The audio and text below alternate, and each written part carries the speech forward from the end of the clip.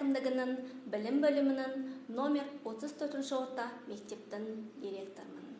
Тілге күрмет, елге күрмет, мен қазақша сөйлеймін челленджді номер 34 орта мектептің оқушысы Курбанова Аминадан қабылдадым. Менің отамның болашағы қазақ тілінде. Қазақ тілі ғажап тіл. Ұлы жазушы Мұхтар Әуезов айтқандай, әлем әдебиетіндегі әйгілі 100 кітапты емін-еркін бар бойымен төгіліп түсіретін тіл, қуатты тіл. Қазақ тілі сондай тіл. Біздің еліміздің бірінші байлығы ол мемлекеттік тілі. Мемлекеттік тілді меңгеру әр қазақстандық үшін отан алдындағы парыз. Ұлы ақын Абай Құнанбаевтың 175 жылдық мерейтойына орай ғылым таппай мақтанба өлеңін назарларыңызға ұсынамын. Ғылым таппай мақтанба, орын таппай баптанба, құмарланып шаттанба, ойнап босқа күлеге.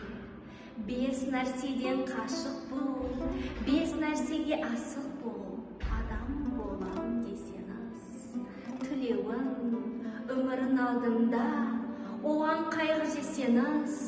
Өсек, өтірік, мақтаншақ, еңгерінше, бекер бол шашпақ. 5 дұшпанын білсеңіз.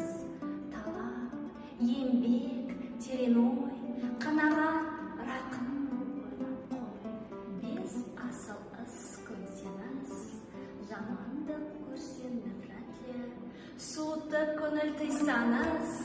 Жақсылық көрсен кідірәтле, оны ойға жисаңыз. Ғалым болмай немене, балалықты қисаңыз.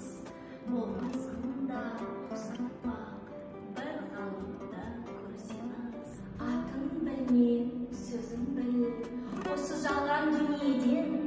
Шешен өткен не болды, көзден өткен не тұрды, сөз мәнісін білсеңіз.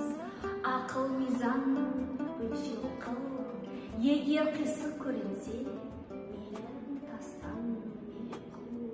Егер түзу көрінсе, ойла, құлаққа іл.